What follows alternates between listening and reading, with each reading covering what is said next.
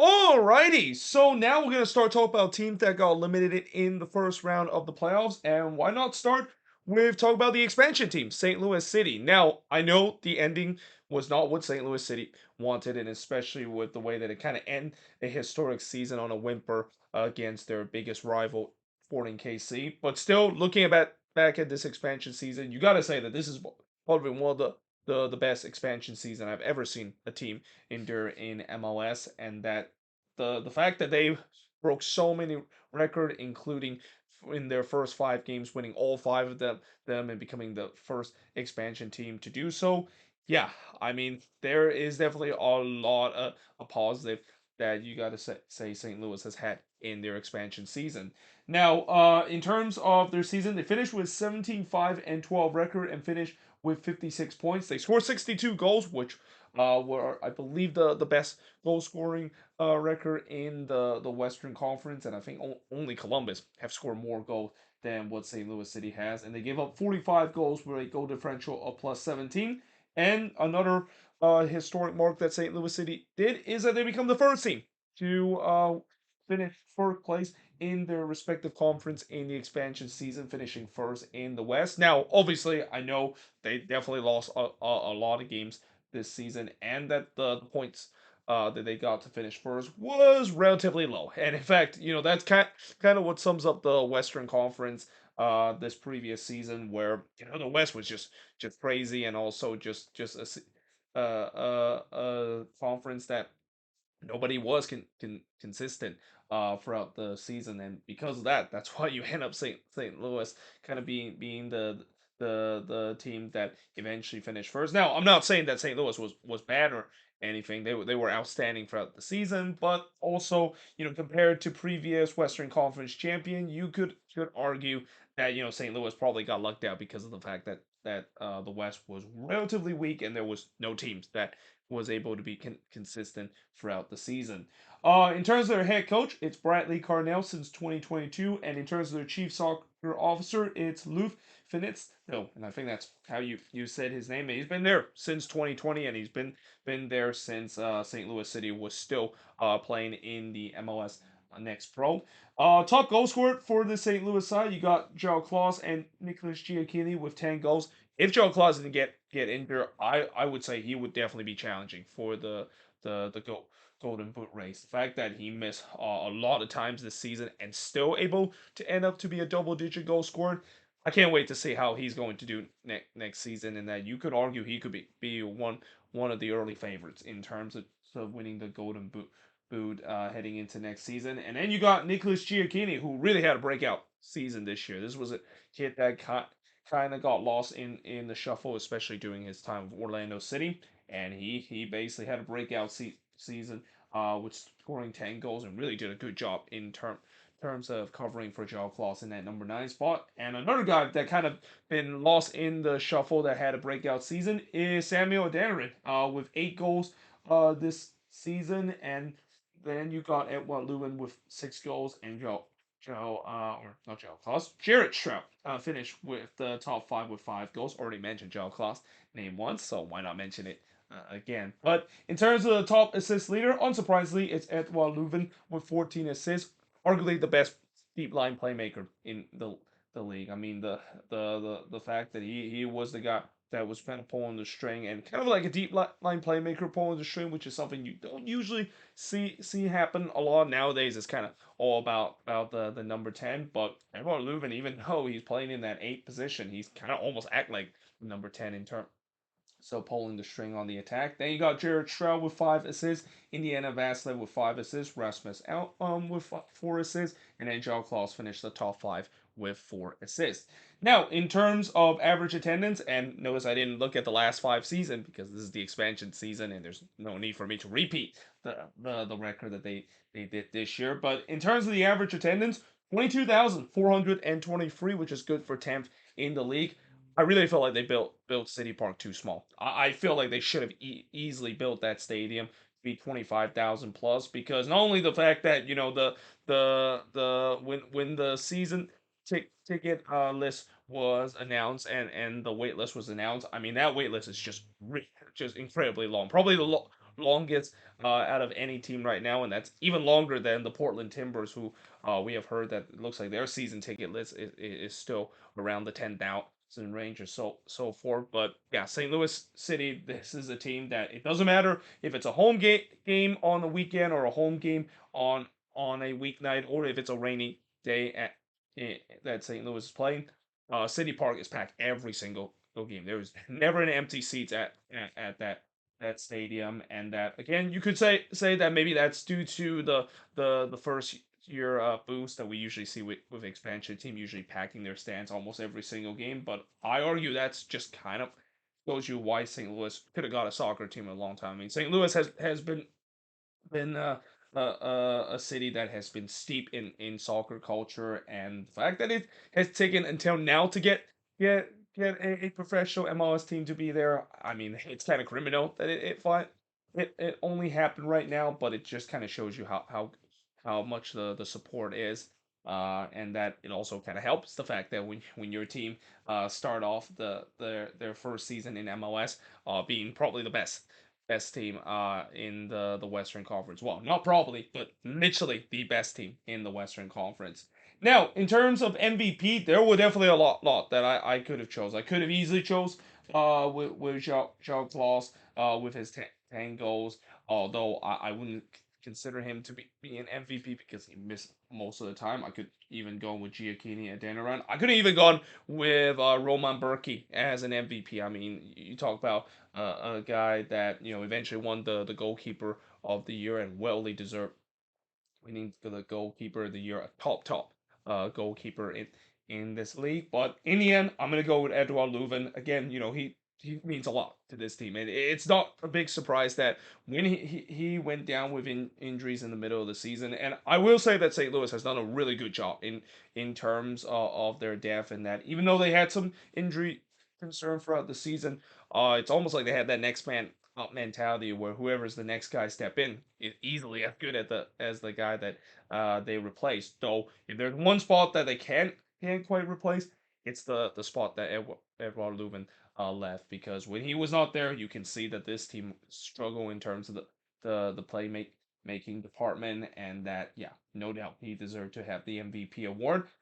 Disappointment. There really isn't a lot. I would say probably Joachim Nelson as a disappointment, and that's kind of harsh to say because this is a guy that it's kind of unfortunate that when St. Louis signed him and even signed him as a DP player, he was a guy that was already injured, and there was question of when exactly he is gonna be coming into this team, and eventually he did make his debut in August. But even then, I mean, when he started to get minutes for this team, he was very underwhelming.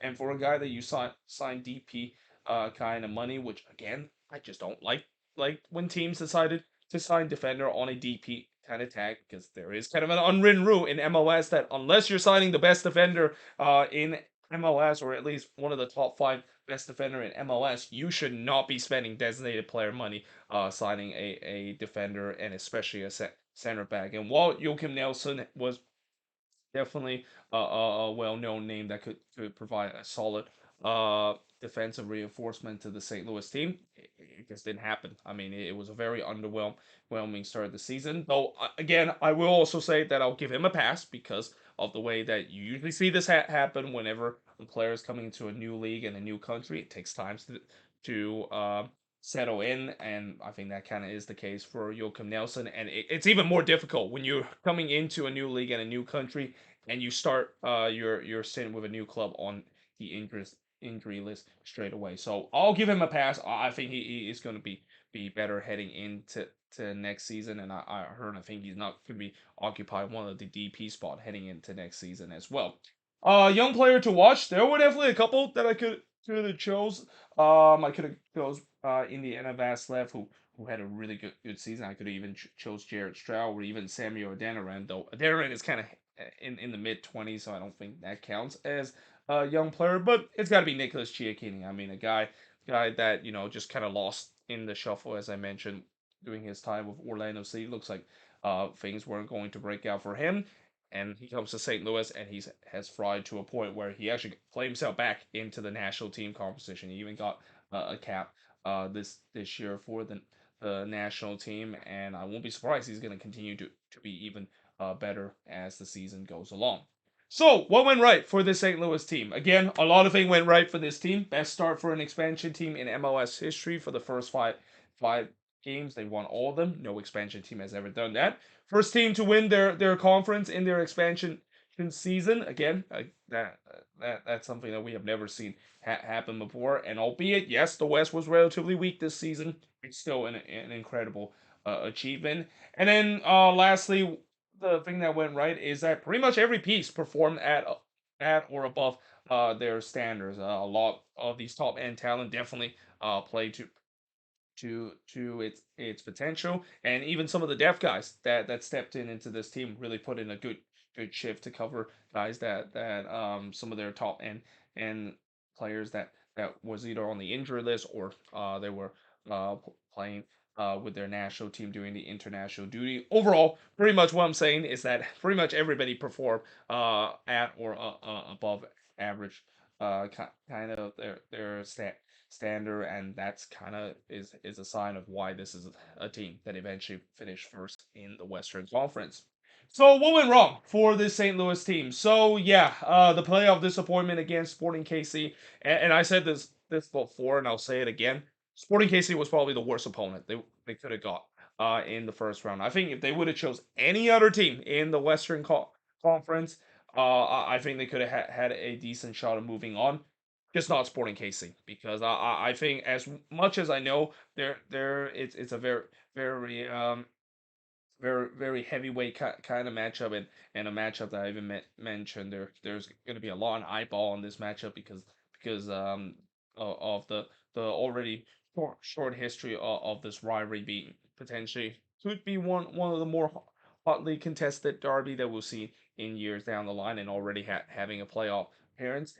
I feel like those moments kind of start eventually got to St. Louis, and especially we also said about that in the playoffs it's completely different in the regular season. Playoff kind of atmosphere and playoff kind of mentality is completely different, and when you have a team like St. Louis that have never experienced that playoff kind of experience against a Sporting KC team that's been there and done that in the playoffs for so many years under Peter Vermees, that was a huge disadvantage to St. Louis. And not to mention the other thing that I don't think I wrote this. Well, actually, I find I'll talk about why maybe when they did face against Sporting KC, it led to playoff disappointment. But the other disappointment you got to say for St. Louis is the Leeds Cup. So yeah, there's not a lot of St. Louis fans have mentioned about the Leeds Cup. In fact, you can even say some of the St. Louis fans probably kind of forgot that Leeds Cup actually exists last season because it was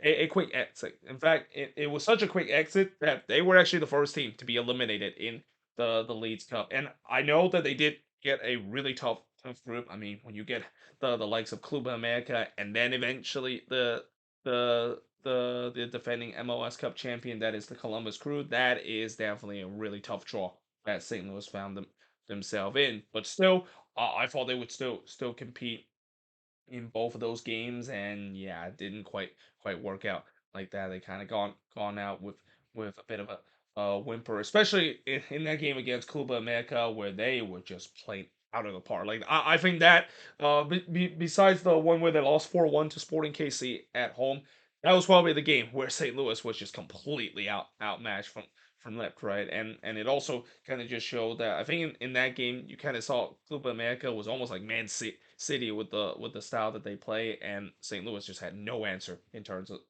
stopping that. And then of course the flaw of energy drink soccer style was definitely exposed, especially down the stretch. So one of the problem with energy drink soccer is the fact that yeah, when it comes to playoff, it doesn't really perform very well. I mean, just as the original team that has brand the energy drink soccer, the New York Red Bulls, and how that has worked out for them being in the league for 25 plus years and still have not been able to get over the hump of winning an MLS Cup. But I think mainly the flaw of energy drink soccer, and at least when many teams have started to figure out how to play against the St. Louis team, is simply just sit back against them. I mean, just sit back against them, let them have all the possession, because this was one of the team where they just didn't really definitely did a good job in terms of trying to break down a low block, and that this is also where I'll talk about in just a bit how maybe they might need to think about bringing in another highly talented number 10 in their roster to kind of break down those low blocks that opposition would put against them. And that the other flaws I would say about energy drink soccer is the fact that if you can get past the original press that this St. Louis team puts, you're pretty much going to offer a lot of space, and especially for teams that likes to counterattack. That's been a problem that St. Louis have faced, where they just cannot stop teams that trying to go on the break relatively quickly, because as soon as those teams trying to counter attack and get past their original press, they pretty much left themselves completely exposed because they just put so many men forward to trying to win the ball back quickly. Moving forward for this St. Louis team. So obviously after an incredible first season, the biggest concern I have with this St. Louis team is that are they going to suffer the same problem that Austin FC had last year? So we talk about Austin in their second season where they really overperform and a lot of their player kind of playing over their heads, and you could kind of argue that was kind of the same case for the St. Louis side, and that we saw that in the third season for Austin after that incredible year where they made it to the Western Conference Final, they regress and regress hard, and that's what I'm a little concerned about the St. Louis City side, where is there going to be some regression that is going to show?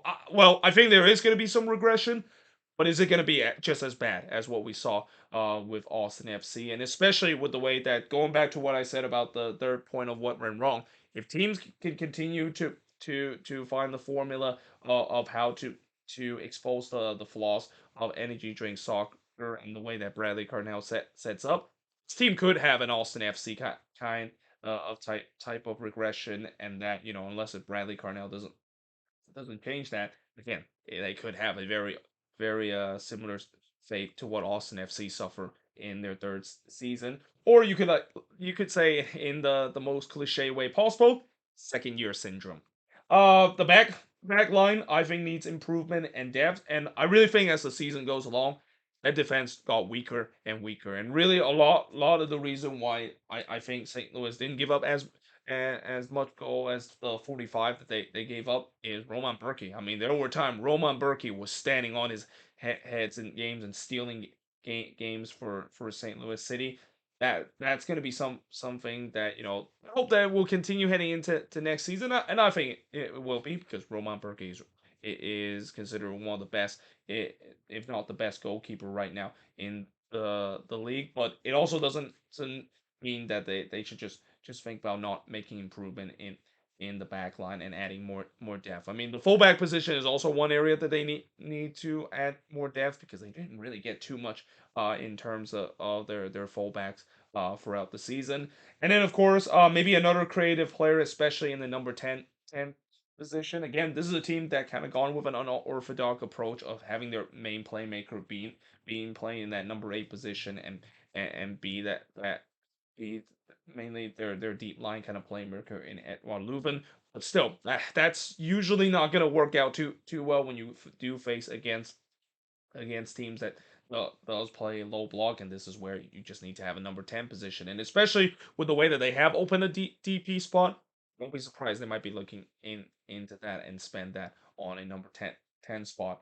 And then lastly, again, there needs to be some new adjustment to the energy drink soccer style that Bradley Cornell has put, and that this is also where I go back to the first point, where I'm pretty sure Bradley Carnell is going to study the tape of this season, and he's gonna make some adjustment, because the old saying, when you have teams that start to figure out your system, you need to make some adjustment. Like, some of the best coaches in the league always tends to make adjustment in terms of the tactics to keep up with the high standard quality a team can get, because once your opposition find out how to play against you, you need to make adjustment to make sure that your style of play and your identity can continue. And that's where I think we probably will see that next season, where there's going to be some adjustment that they need to made. And also part of that, the adjustment is to get a creative number 10 player. That would really help a lot, where if they do get that creative number ten player,